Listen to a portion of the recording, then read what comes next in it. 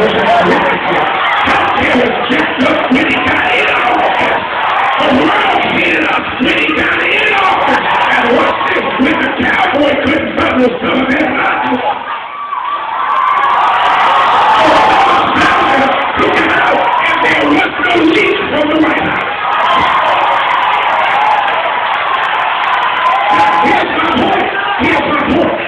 Because you can't fix what's wrong with this country without surrendering to the need for dramatic change. We can't grow this economy, we can't create jobs, and we can't get along racially. We can't let genders get along unless we make drastic change. And some of us are not willing to make drastic change because it's going to pull you out of your comfort zone and readjust how you handle your money and reconstitute how you do your social agenda. But if you want growth, you got to change.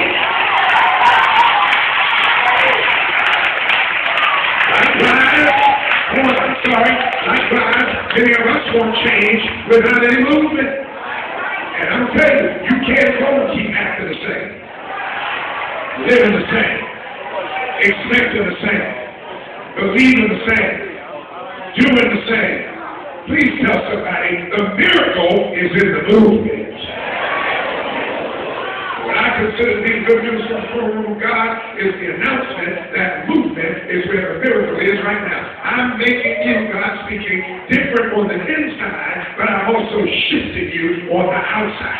So you ought to get ready for movement from places that are comfortable to places that will require my presence in response to your faith, my gifting, my anointing in your life. Get ready for movement. To the need for skill you don't even have right now. God says, that's all right, because I'll anoint you in the place where it is necessary, and faith will be the way you survive. I know, watch it, I'm in the text. I know you have not been among princes.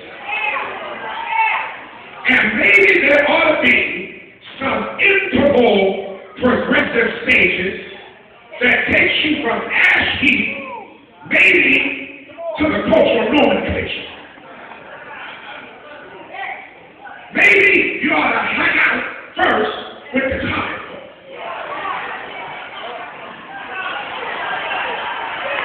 Then maybe we introduce you to the periphery of the proletariat. Right? It says, no. Here's what God does. You go from ash heap, where you've been talking ash heap, acting ash heap, hanging out with other ash heap. And then he moves you from there to see it among princes. And when you don't know what princes talk about, and when you don't know what princes wear, that's all right, because God equips you with my flesh.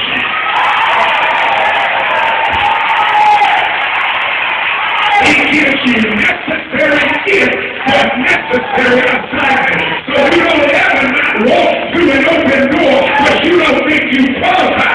The devil is lying. If God opens the door, take your ghetto self in the door and let God transform you so you can have an emotion.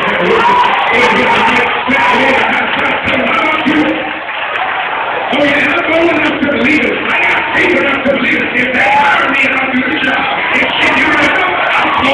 If he's willing to take me out, I'll go with him. If they give me the mortgage, I'll move in. If they give me the car, I'll take care of it. I don't care what's going on. I don't care how you're doing it. God is in it. We have to learn to accept it because all movement is a miracle. Not only must you learn to accept the miracle of the movement, secondly, and probably more challenging, is this.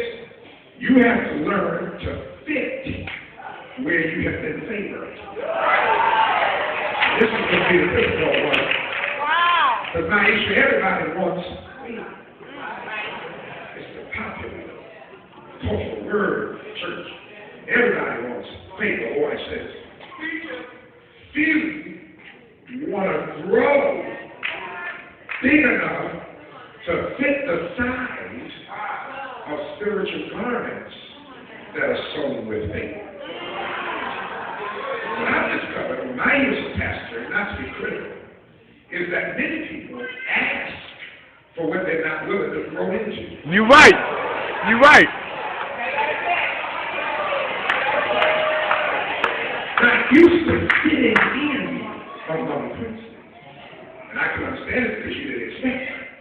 You were okay with poor and needy, existing on the ashes, being a small, easy nomadic, easy to defeat people.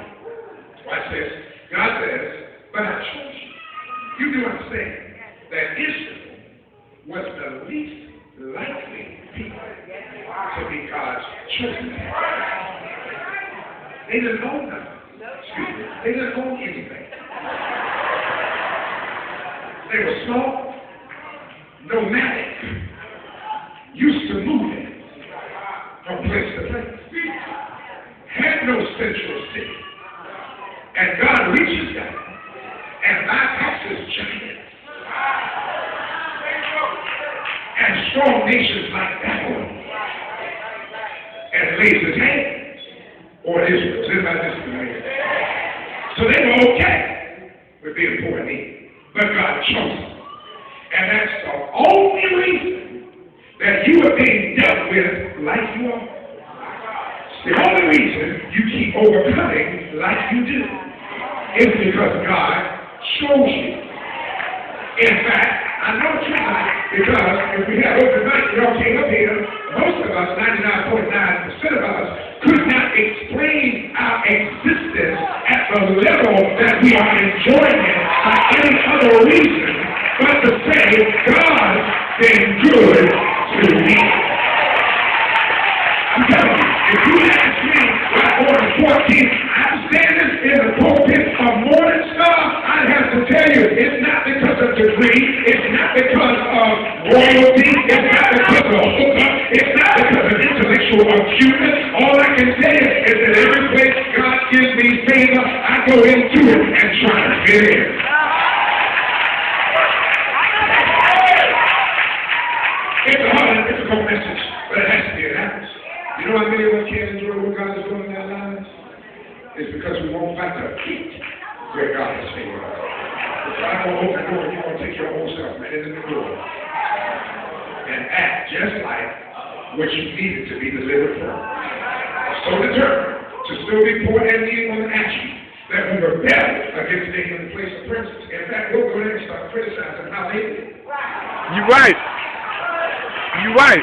That explains why we keep acting with the old nature while being blessed and placed in new expressions of God's blessings in our lives. And I know your church is very similar to mine because your pastor and I talk. This church needs to hear this. This may sound like cultish language, and I certainly don't intend for it to be interpreted that way, but I'm convinced that Morning Star, just like Mount Ararat, has not accepted the favor of being the church that God has rested this kind of favor over. Say what you want about this church. It has been by God granted favor. And if for no other reason we can't explain it, we might not have to, because it doesn't matter if there's a reason for the favor, we just have to appreciate the favor. Which means any member of this church who is not stepping up to the plate to do your part, you are a parasite.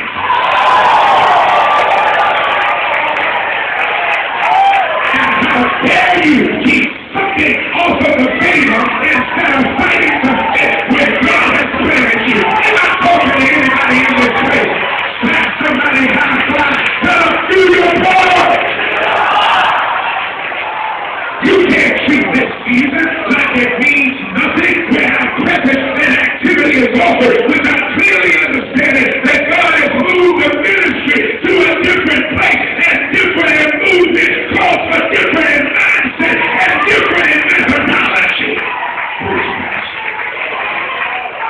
You can't take forward these mentalities into a place of faith. It's got to be discerned by you, Morning Star, that everywhere God has planted you, it's for you to be a